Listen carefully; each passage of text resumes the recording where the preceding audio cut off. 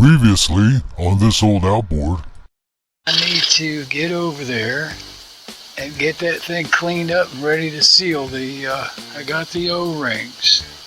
See, here's what the old one looked like. And here what the new one looked like. Oh, please, outboard gods, let this go good. I don't know about using the brush. It's going on pretty good. 12. 13.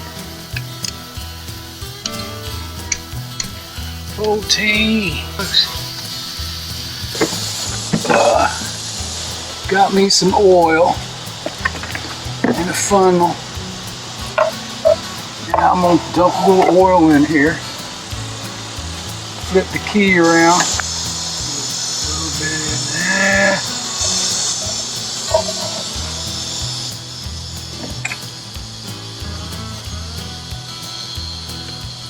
Then I'm going to juice her up a little bit.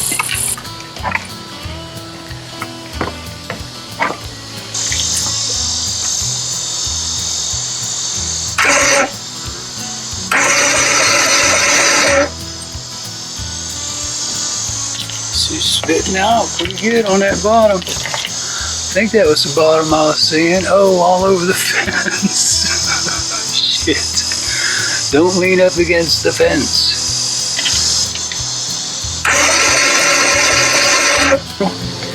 Let her sit for a little bit and come back with the compression tester and a towel. Clean up all this oil I drizzled all over the place.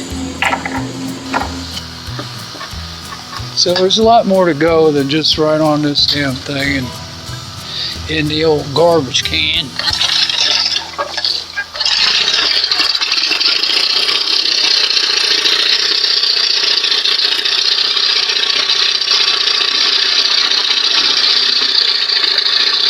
Whenever I fool around with these needles, whenever I do these needle settings, like the ones in the front, and you see me, and I'll keep twisting that baby around until it dies. Then I put it back, and I twist it the other way till it dies. That's just me finding where the spots are. And then I know, right somewhere in the middle of those spots is that sweet spot. Or set these motors by high speed. You know, once you're high speed, I do it on my 60 horse all the time. High speed is set, the roll pin perfectly vertical, so you don't want to mess with that. If that butterfly is sitting a little like this or a little like this at high speed, it's going to be pooping and puttering and acting weird. It's got to be perfect. Then come back down and set your bottom slow speed, because you know high speed is good. Put that screwdriver down before I stab myself.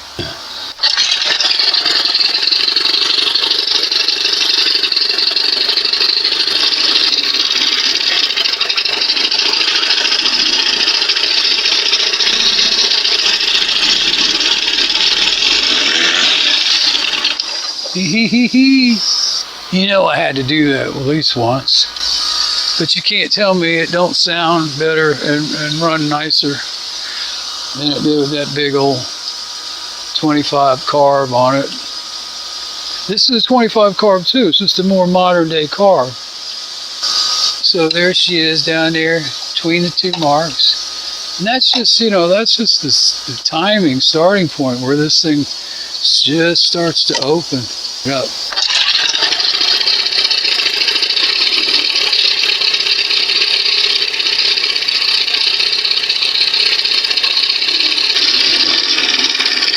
When I turn the screwdriver, it's pushing on the linkage. That's why it's revving a little bit.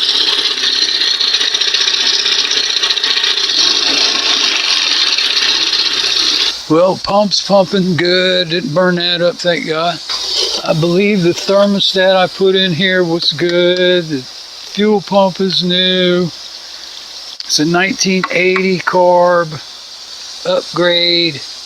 I'll get the primer, go to Home Depot, pick up the primer bulb and fit it right in here. Or just do one of these deals, just drill a freaking hole. You know, or right here would be good. It's already a hole there. I think I've got the T for this fuel line. It has to be 2 big ones and 1 little one. May have to order it. Now I'm excited, baby. Now I'm excited. I just love the way that carb looks on there, too.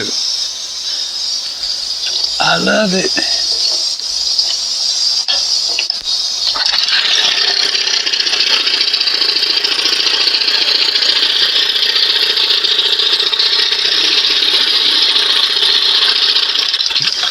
Let's see what she sounds like with the hood back on.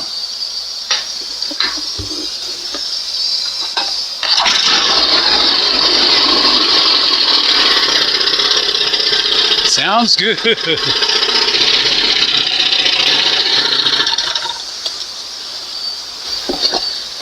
Johnson 20, baby.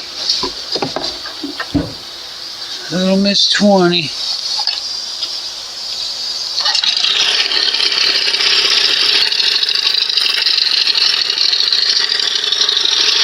It's almost like I hear something weird sound, kind of chattery, rubbing, chick, chick, chick, chick, chick, chick, you know. It's not coming out of there. It sounds like it's coming up here.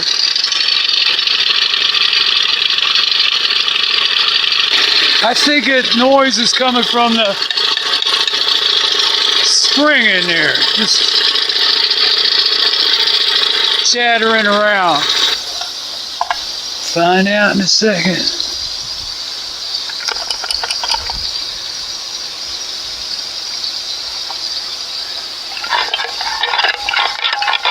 Let's put this one on, see if it makes the same noise.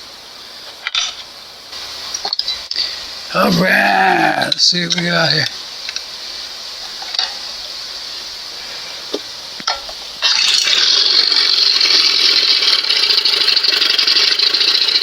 No noise. Alright, so what I'm going to do is put me a primer bulb in here. A cheapie weed eater. That's all this is a weed eater with a cooling system. And I'm going to try to fit it right there in that hole. And just cut that rubber out and it should plug right in. Now I got this deal at Home Depot. It's a small bulb. I think that's the only size you can get when you buy these, unless you go to a lawnmower shop. Oh boy, that's going to be perfect. Just cut that center ring out. They give you some hose and this piece, and I thought this was one full piece, but it's not. But it's still long enough coming from the fuel line to reach, so I got lucky. But the blue one looks like the one to run up here to the primer nipple. I'm probably going to have to heat it up to get it on that nipple on the T. So this is the T I'm going to use. And this came off those carbs that I took this linkage off of, those 80s. I think that thing was like an 84-ish. 70 horse. We picked that up for the gear case swap on that 87 I used to work on at the old place, the manager's boat motor. And did a gear case swap, and I took all the parts off the rest of the motor. The good stuff. Anyway, I'm going to leave the old fuel line, dried up fuel lines on the tips here to fill this hose, because it's not really big enough. And then this should be big enough, hopefully, if I heat this up enough.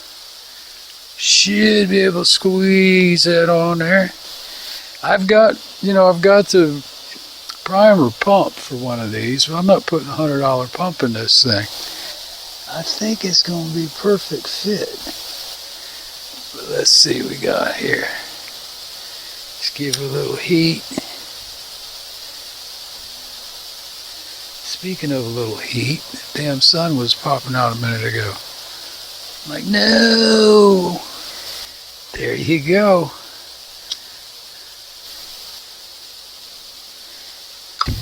Well, see, that bowl is empty. Huh.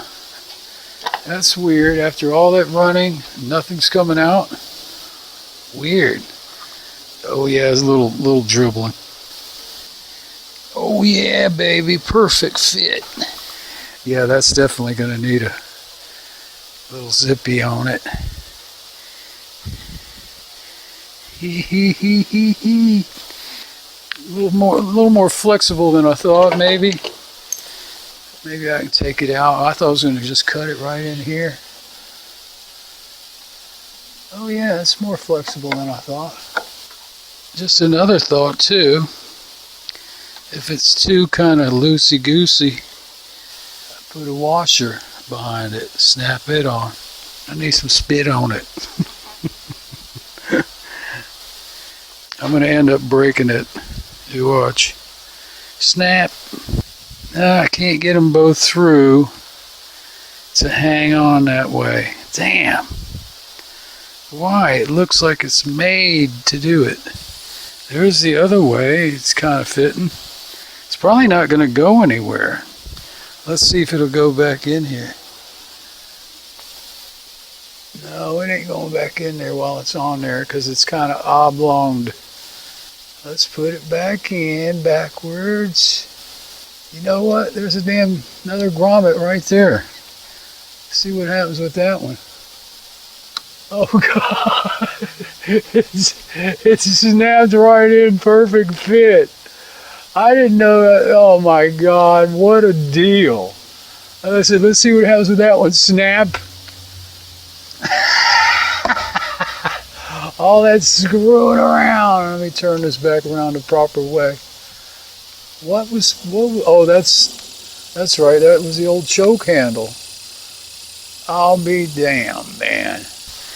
All right, pop it back in. See how it snaps right back in? Beautiful. Another overcast, wet day.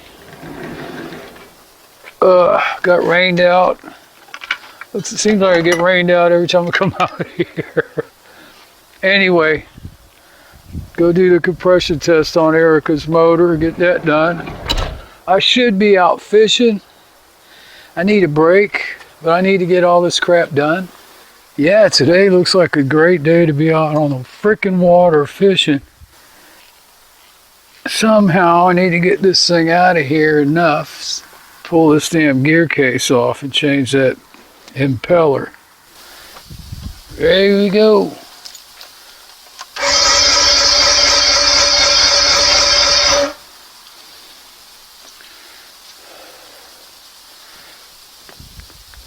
Oh my God, it didn't work. It's still low. I can't believe this. What happened? What the hell happened? Something else is wrong. It's exactly where it was at Erica's house. God bless America. Let's do the top. I can't believe it, man. I thought everything was going to be great. I don't need to hang that up there.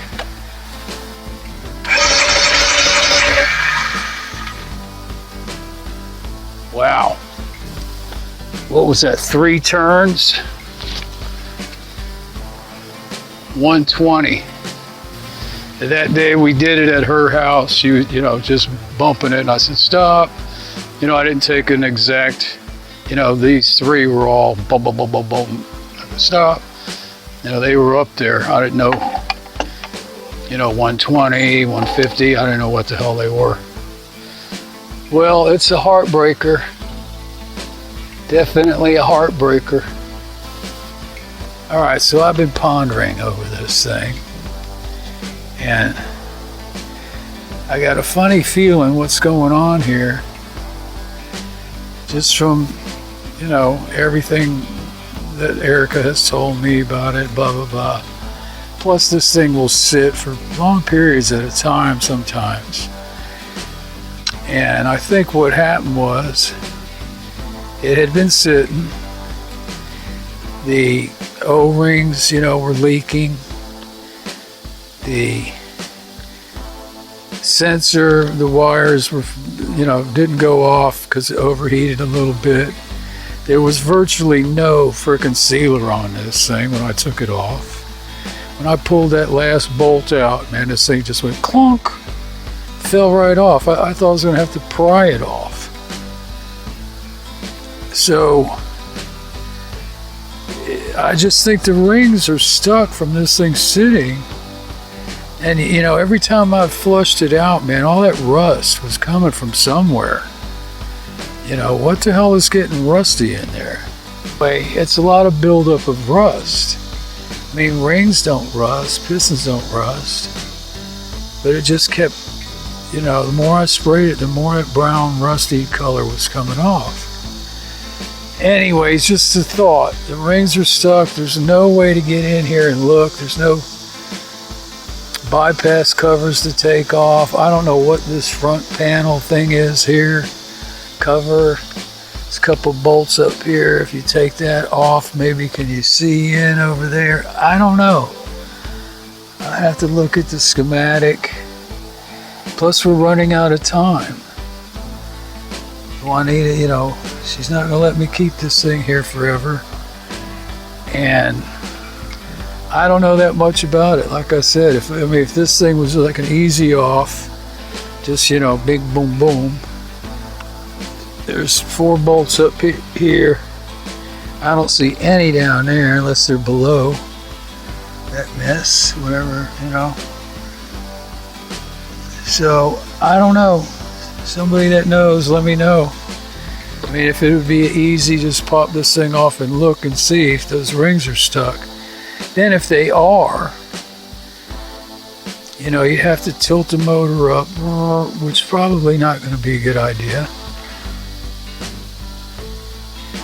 Anything you put in there is just going to run out. You'd have to tilt it the opposite direction, fill that damn cylinder up. How in the hell are you going to do that? You know, try to loosen them up. I don't know. Other than all of what I'm saying is the only other thing I can think of is it's got to be frickin' tore down. Stuck rings, bad rings. It's just, this is all just my opinion. What happened? What's going on? You know, if it had a little different compression reading, you know, might be different, but man, it was identical to that day at her house. Exact same reading. Didn't move, didn't go up, didn't go down, So, I don't know. Just a thought.